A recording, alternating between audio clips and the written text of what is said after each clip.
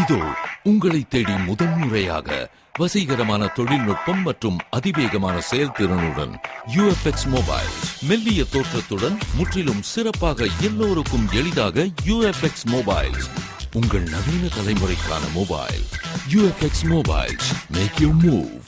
For the very first time coming your way is an irresistible combination of speed, style and technology. UFX mobiles, exceptionally sleek, totally advanced, and now the phone that everyone can afford to touch. Your next generation mobile. UFX mobiles, make your move.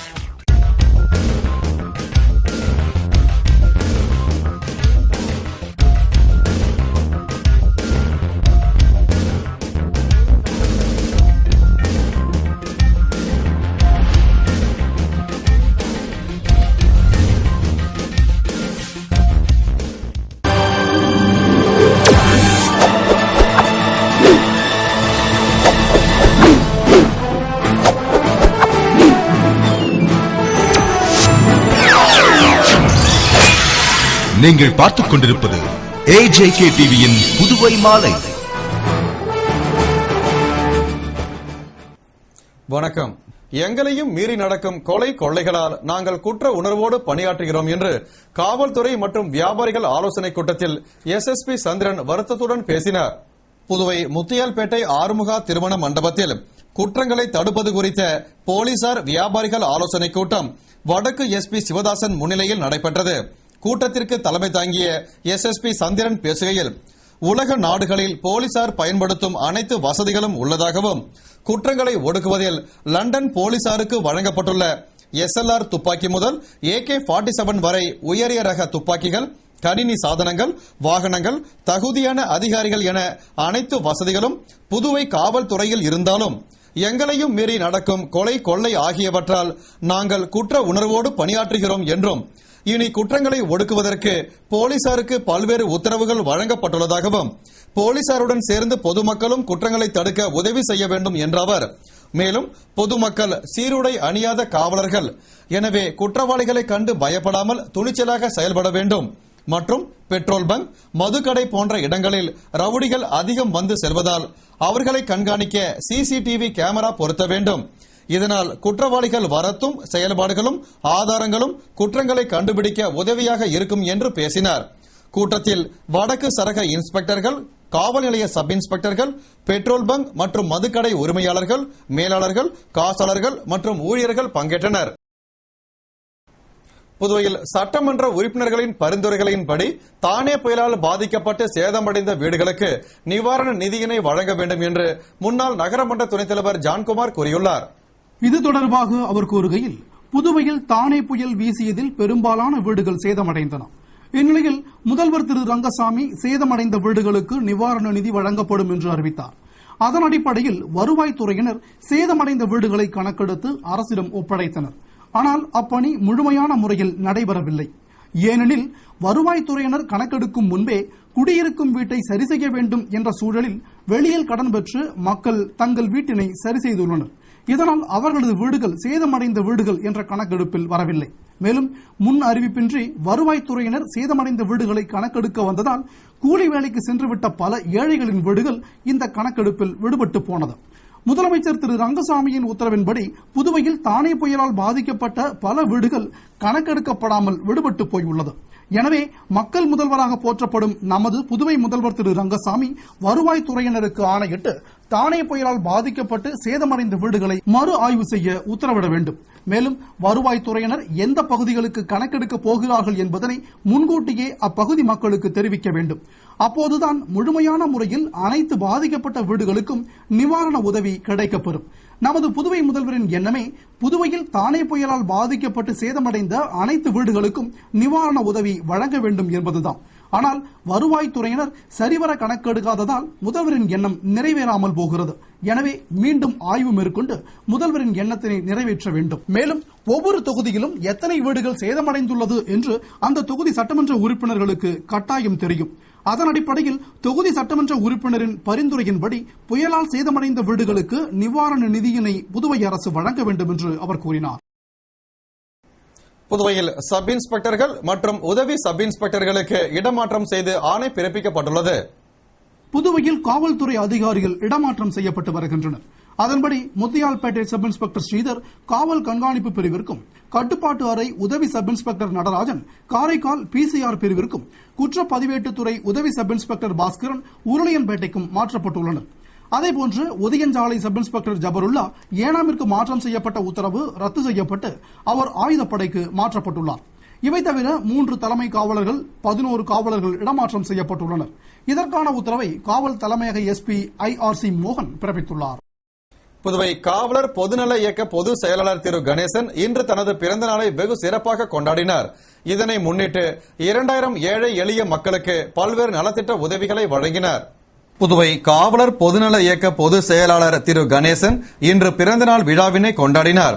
இதனை முன்னிட்டு புதுவை புதிய பேருந்து நிலையம் அருகே உள்ள ஐயனார் கோவில் தெருவில் அமைக்கப்பட்டிருந்த விழா மேடையில் தனது ஆதரவாளர்களுடன் கேக் வெட்டி பிறந்தநாள் விழா கொண்டாடிய திரு கணேசனுக்கு கட்சி வேறுபாடின்றி பலரும் பொன்னாடை அணிவித்து பிறந்தநாள் வாழ்த்துக்களை கூறினார்கள்.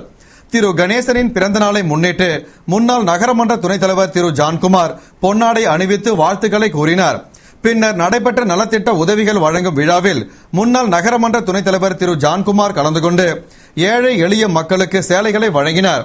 அப்போது அரியாங்குப்பம் வட்டார காங்கிரஸ் தலைவர் சங்கர், தொழிலதிபர்கள் செந்தில், கார்த்திக், முருகன், வன்னிய பேரவைத் தலைவர் அதிரடி அழகானந்தம் உள்பட திரு கணேசனின் நண்பர்கள் பலர் உடனிருந்தனர். இதனைத் தொடர்ந்து திரு கணேசனுக்கு வாழ்த்து தெரிவிக்க வந்த உழவர்கரை தொகுதி திமுக இளைஞரணி செயலாளர் திரு IG வீரராகுவுக்கு அவரது ஆதரவாளர்கள் மணவெளி ராஜா தலைமையில் பேண்டு வாத்தியம் முழங்க விழா மேடைக்கு அழைத்து வந்தனர். பின்னர் திரு IG வீரராகு கணேசனுக்கு பொன்னாடை அணிவித்து பிறந்தநாள் வாழ்த்துக்களை கூறினார். அதனைத் தொடர்ந்து அவரது ஆதரவாளர்கள் வாழ்த்துக்களை கூறினார்கள். விழாவிற்கான ஏற்பாடுகளை காவலர் பொதுநல இயக்க பொது செயலாளர் கணேசனின் ஆதரவாளர்கள் செய்திருந்தனர். புதுவை உப்பளம் இந்திரா காந்தி விளையாட்டு மைதானத்தில் 25வது மாநில அளவிலான தடகள போட்டியின் துவக்க விழா நடைபெற்றது. புதுவை அமெச்சூர் தடகள சங்கம் சார்பில் உப்பளம் விளையாட்டு மைதானத்தில் மாநில அளவிலான 25வது தடகள சாம்பியன்ஷிப் போட்டியின் துவக்க விழா நடைபெற்றது. தடகள சங்க தலைவர் சுந்தரராஜன் தலைமையில் நடைபெற்ற விழாவில் புதுவை மாநில விளையாட்டுக் கழக உறுப்பினர் செயலர் முத்துசெல்வன் சிறப்பு விருந்தினராக கலந்து கொண்டு சிறப்புரையாற்றி போட்டிகளை துவக்கி வைத்தார். இதில் 12 வயது முதல் 18 வயது வரை உள்ள புதுவை, மாஹே, ஏனாம், காரைக்கால் பிராந்தியங்களிலிருந்து ஆண்கள், பெண்கள் 800க்கும் மேற்பட்டோர் கலந்து கொண்டு தங்களது திறமையினை வெளிப்படுத்தினர். போட்டிக்கான ஏற்பாட்டினை அமெச்சூர் தடகள விளையாட்டு சங்கத்தினர் செய்திருந்தனர். புதுவை மாநிலம் ஏனாமில் நடைபெற்ற வன்முறை தூண்டுதலுக்கு பின்னணி காரணம் ஆகியவற்றை அறிந்து கொள்ளும் வகையில் AICCTU சார்பில் உண்மை அறியும் குழு ஏனாம் பகுதிக்கு சென்று வந்துள்ளதாக மாநில செயலர் பாலசுப்ரமணியன் கூறினார்.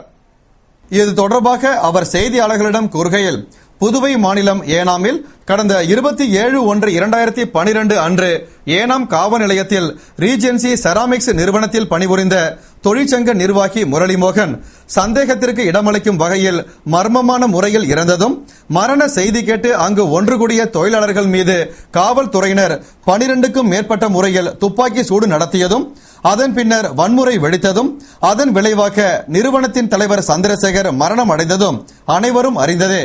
இந்த வன்முறை தூண்டுதலுக்கு பின்னணி காரணம் ஆகியவற்றை அறிந்து கொள்ளும் வகையில் AICCTU சார்பில் ஏனாம் பகுதிக்கு உண்மை அறியும் குழுவில் AICTU ஆந்திர மாநில செயலாளர் தாமோதர், தேசிய கவுன்சில் உறுப்பினர் அக்பர், ஆந்திர மாநில தலைவர் நாகேஸ்வர ராவ் உள்ளிட்ட 8 பேர் செயல்பட்டதாகவும் அதன் மூலம் பல்வேறு உண்மைகள் வெளிவந்துள்ளது என்று கூறினார். பேட்டியின் போது AICTU நிர்வாகிகள் பலர் உடனிருந்தனர். விலைவாசி உயர்வை கட்டுப்படுத்த உரிய நடவடிக்கையை மத்திய அரசு எடுக்க வலியுறுத்தியும், மேலும் பல்வேறு கோரிக்கைகளை வலியுறுத்தியும் வரும் 28ஆம் தேதி நடைபெற உள்ள நாடு தழுவிய பொது வேலை நிறுத்தத்தில் அனைத்து தொழிற்சங்கங்களும் பங்கேற்கும் என்று அறிவிக்கப்பட்டுள்ளது. இது தொடர்பாக திமுக LPF தொழிற்சங்கம் Arumugam, INTUC Balaraman, PMS Ramachandran, AITUC அபிஷேகம், CITU முருகன், AICCTU அக்பர் உள்ளிட்ட அனைத்து தொழிற்சங்க பிரதிநிதிகள் கூட்டாக செய்தியாளர்களிடம் கூறுகையில், நாட்டில் விலைவாசி உயர்வை கட்டுப்படுத்த உரிய நடவடிக்கையை மத்திய அரசு எடுக்க வேண்டும், புதிய வேலை வாய்ப்புகளை உருவாக்க வேண்டும், அனைத்து தொழிலாளர் சட்டங்களையும் அமல்படுத்தி சட்டத்தை மீறுபவர் மீது தண்டனை நடவடிக்கை எடுக்க வேண்டும் உள்ளிட்ட பல்வேறு கோரிக்கைகளை வலியுறுத்தி வரும் 28ஆம் தேதி செவ்வாய்க்கிழமை நாடு தழுவிய பொது வேலைநிறுத்தம் நடைபெற உள்ளது. இந்த போராட்டத்திற்கு எங்களது தொழிற்சங்கம் ஆதரவு தருகிறது. மேலும் புதுவையில் பல்வேறு முக்கிய பகுதிகளில் கோரிக்கைகளை வலியுறுத்தி போராட்டம் நடத்தப்படும் என்று கூறினார்கள். மின்துறை அரசு துறையாகவே செயல்படும். எனவே ஊழியர்கள் போராட்டத்தை கைவிட்டு பணியை தொடர வேண்டும் என முதல்வர் கேட்டுக் கொண்டதாக அமைச்சர் தியாகராஜன் தெரிவித்தார்.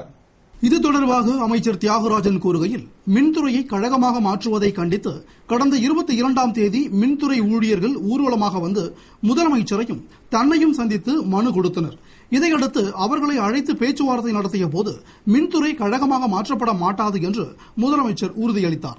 மேலும் இதுகுறித்து மின்துறை ஊழியர்களை கலந்து ஆலோசிக்காமல் எந்த ஒரு முடிவையும் அரசு எடுக்காது என்றும் மின்துறை அரசு துறையாகவே செயல்படும் என்ற உறுதிமொழியை ஏற்று சங்க நிர்வாகிகள் போராட்டத்தை கைவிட்டு பணியினை தொடர வேண்டும் என முதலமைச்சர் ரங்கசாமி கேட்டுக் கொண்டதாகவும் முதல்வரின் கருத்தை தானும் வரவேற்பதாகவும் அவர் கூறினார்.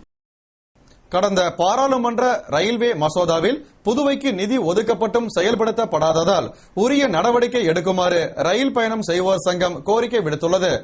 கடந்த பாராளுமன்ற ரயில்வே மசோதாவில் புதுவையிலிருந்து மதுரை, திருவனந்தபுரம் மற்றும் கிழக்கு கடற்கரை ரயில்வே திட்டத்தில் புதுவை வரை 550 கோடிக்கு நிதி ஒதுக்கப்பட்டு ஒரு ஆண்டு காலமாகியும் இதுவரை செயல்படுத்தாததால் மத்திய இணையமைச்சர் நாராயணசாமி, ராஜ்யசபா உறுப்பினர் கண்ணன், முதல்வர் ரங்கசாமி ஆகியோர் வலியுறுத்தி ரயில்வே சேவை பெற்றுத் தருமாறும், புதுவையிலிருந்து காரைக்கால், மும்பை, திருப்பதி, திருவண்ணாமலை, விழுப்புரம் பேசஞ்சர், கோராக்பூர் ரயில் திட்டத்தை மாநில வளர்ச்சிக்காக அமுல்படுத்தும்படியும், புதுவை பேருந்து நிலையத்திலிருந்து ரயில் நிலையத்திற்கு டெம்போ சேவையை அளிக்குமாறு அரசை கேட்டுக் கொண்டதாகவும், மேலும் புதிய திட்டத்தை அமுல்படுத்த வரும் பாராளுமன்றத்தில் மசோதா நிறைவேற்ற கோரி பிரதமர், மத்திய ரயில்வே அமைச்சர், மத்திய இணையமைச்சர் நாராயணசாமி, முதல்வர் ரங்கசாமி ஆகியோருக்கு மார்ச் முதல் வாரத்தில் தந்தியை அனுப்புவது மற்றும் டெல்லி சென்று நேரில் சந்திப்பது என்று முடிவு செய்துள்ளதாக புதுவை மாநில ரயில் பயணம் செய்வோர் சங்கம் தெரிவித்துள்ளது. புதுவை ஜிப்மர் மருத்துவமனையில் குடலியல் அறுவை சிகிச்சை துறை சார்பில் 21வது அமசி திறனாய்வு கருத்தரங்கின் துவக்க விழா நடைபெற்றது. புதுவை ஜிப்மர் மருத்துவமனையில் 21வது அமசி திறனாய்வு கருத்தரங்கு, எஃப்மாஸ் தேர்வு மற்றும் லாப்ராஸ்கோபி அறுவை சிகிச்சை முன்னேற்றங்கள் குறித்த கருத்தரங்கு கூட்டத்தின் துவக்க விழா நடைபெற்றது. விழாவில் குடலியல் அறுவை சிகிச்சை துறை தலைவர் டாக்டர் விக்ரம் கதே வரவேற்று பேசினார். அமசி நிறுவனர் டாக்டர் பழனிவேல் குத்துவிளக்கேற்றி விழாவினை துவக்கி வைத்தார். ஜிப்மர் இயக்குநர் டாக்டர் ரெட்டி வாழ்த்துரையினையும் டாக்டர் அனந்த நாராயணன் அறிமுக உரையினையும் வழங்கினார். இதில் இந்தியா முழுவதிலும் இருந்து திறமையான மருத்துவ நிபுணர்கள் பங்கேற்று பயனடைந்தனர். விழாவிற்கான ஏற்பாடுகளை ஜிப்மர் குடலியல் அறுவை சிகிச்சை துறை செய்திருந்தது. தொழிலாளர் நலனுக்காக மத்திய தொழிற்சங்கங்கள் நடத்தும் நாடு தழுவிய ஒருநாள் வேலை நிறுத்தத்திற்கு ஆதரவு அளிப்பதாக ஐஎன்டியூசி தலைவர் ரவிச்சந்திரன் தெரிவித்துள்ளார்.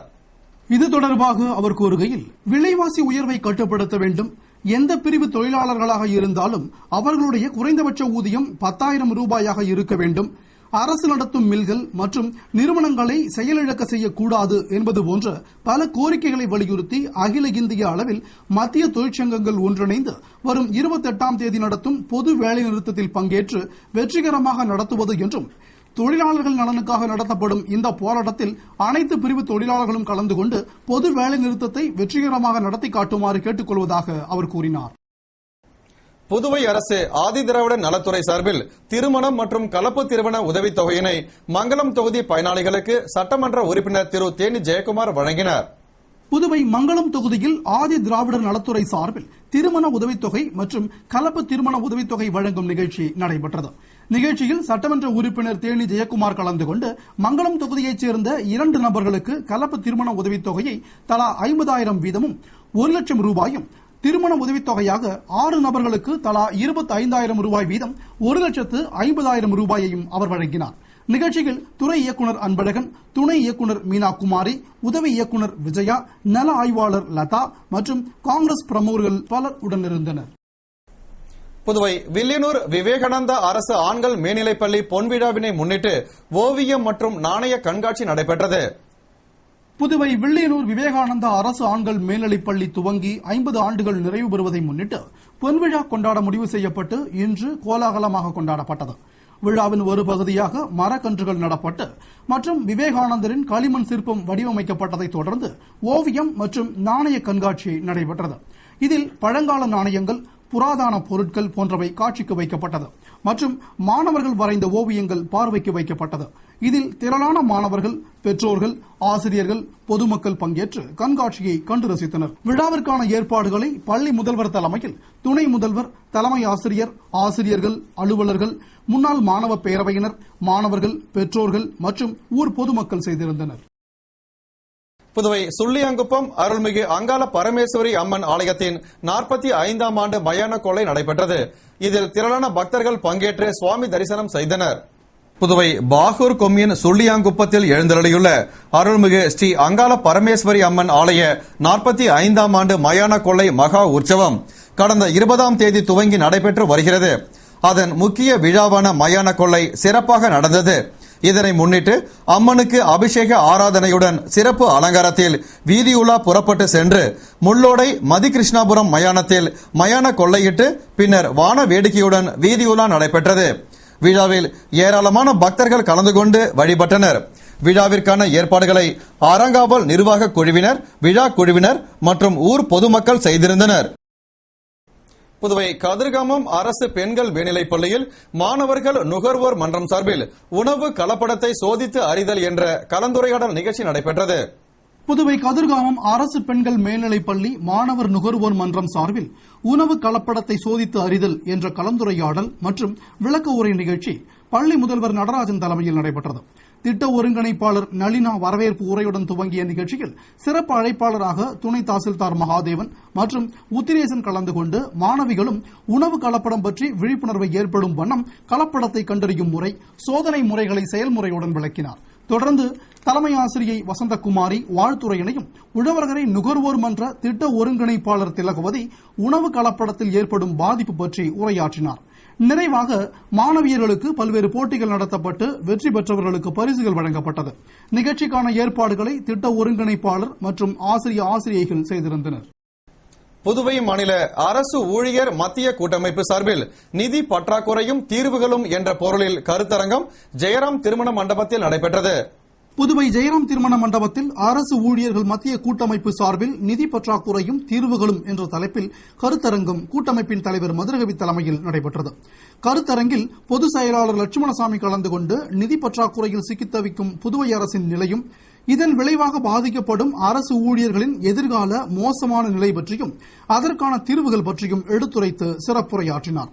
மற்றும் அனைத்து பிரிவு ஊழியர்களின் கோரிக்கைகளை வென்றடையவும் நிதி நெருக்கடியை சீரமைக்க கோரியும் வரும் 28ஆம் தேதி வேலைநிறுத்தம் செய்ய உள்ளதாக கூறினார். திரளான அரசு ஊழியர்கள் பங்கேற்ற கருத்தரங்கின் நிறைவில் பொருளாளர் இந்திரா நன்றி கூறினார். புதுவை வில்லியனூர் திருக்காமீஸ்வரர் கோவில் கும்பாபிஷேக பணிகள் குறித்து கும்பாபிஷேக பணி தொழில்நுட்ப குழுவின் கண்காணிப்பு பொறியாளர் முத்தையா ஸ்தபதி ஆய்வு செய்தார். புதுவை வில்லியனூரில் உள்ள புகழ்பெற்ற திருக்காமேஸ்வரர் கோயிலில் கும்பாபிஷேக பணிகள் நடைபெற உள்ளதை முன்னிட்டு அப்பணிகளுக்காக தொழில்நுட்ப குழுவை புதுவை அரசு அமைத்துள்ளது. இதில் கண்காணிப்பு பொறியாளராக முத்தையா ஸ்தபதி நியமிக்கப்பட்டார். அவர் திருக்காமேஸ்வரர் கோயிலின் புனரமைப்பு பணிகள் ஆகம விதிகள் மாறாமல் செப்பனிட எவ்வித பணிகளை செய்ய வேண்டும் என்பது குறித்து ஆய்வு செய்தார். அப்போது திருப்பணி தொழில்நுட்ப குழுவின் தலைவர் மாத்தையன், செயற்பொறியாளர் சத்தியமூர்த்தி, உதவி பொறியாளர் அருணாச்சலம், இளநிலை பொறியாளர்கள் மதி, செல்வராஜ், ஆலய சிறப்பு அதிகாரி மனோகரன், முருகன் கோயில் பாலசுப்ரமணிய குருக்கள் உள்ளிட்டோர் உடனிருந்து பணிகள் குறித்து கலந்தாலோசித்தனர். புதுவை முதலியார்பேட்டை வன்னிய பெருமாள் திருக்கோவிலில் நூதன ஸ்ரீ லட்சுமி ஹயக்ரீவர் பிரதிஷ்ட வைபவத்தை முன்னிட்டு அணுங்கை வேத பிரபந்த துவக்கம் மற்றும் தானியவாசம் நடைபெற்றது. புதுவை முதலியார்பேட்டை ஸ்ரீ வன்னிய பெருமாள் திருக்கோயிலில் தற்போதைய வேகமான வாழ்வுக்கு உற்ற துணையாக விளங்கும் குதிரை முகம் ஏற்று ஸ்ரீ ஹைகிரீவர் திவ்ய மங்கள உருவாக விளங்கி அருள வேண்டும் என்ற நோக்கில் நூதன லட்சுமி ஹைகிரீவர் பிரதிஷ்டா மகோத்சவம் நடைபெற உள்ளதை முன்னிட்டு அணுங்கை வேத பிரபந்த துவக்கம் மற்றும் தானியவாசம் நடைபெற்றது. இதற்காக நடத்தப்பட்ட சிறப்பு பூஜைகள் மற்றும் தானிய அபிஷேகத்தில் திரளான பக்தர்கள் பங்கேற்று வழிபாடு செய்து கல்வி மேன்மை, கவனம், வாக்குவளம், நற்சிந்தனை, ஒழுக்கம், தன்னடக்கம், நற்பண்பு, விவேகம், பெருந்தன்மை முதலியவற்றை அருளும்படி ஹைகிரீவரை வேண்டிக் கொண்டனர். விழாவிற்கான ஏற்பாட்டினை ஆரங்காவல் குழுவினர், விழா குழுவினர் மற்றும் ஊர் பொதுமக்கள் செய்திருந்தனர். புதுவை நோனாங்குப்பம் ஸ்ரீ அங்காள பரமேஸ்வரி அம்மன் ஆலயத்தின் மயான கொள்ளை உற்சவத்தை முன்னிட்டு ஊரணி பொங்கலிட்டு சிறப்பு பூஜைகள் நடைபெற்றன. புதுவை அரியாங்குப்பம் கொம்யூன் நோனாங்குப்பம் சங்கராபரணி நதிக்கரையில் அமைந்துள்ள ஸ்ரீ அங்காள பரமேஸ்வரி அம்மன் ஆலய 45வது ஆண்டு மயான கொள்ளை பிரம்மோற்சவம் கடந்த 20ஆம் தேதி துவங்கி தினமும் சிறப்பு வழிபாடுகள் நடைபெற்று வருகிறது. அதன்படி முத்துப்பல்லக்கு நடைபெறுவதை முன்னிட்டு அம்மனுக்கு அபிஷேக ஆராதனையுடன் பக்தர்கள் ஊரணி பொங்கலிட்டு பேரணியாக சென்று பூஜை செய்தனர். விழாவில் திரளான பக்தர்கள் பங்கேற்று சுவாமி தரிசனம் செய்து அம்மனின் திருவருளை பெற்றனர். விழாவிற்கான ஏற்பாடுகளை அறங்காவல் குழுவினர், விழா குழுவினர் மற்றும் கிராமவாசிகள் செய்திருந்தனர். இத்துடன் செய்திகள் நிறைவடைந்தன. வணக்கம்.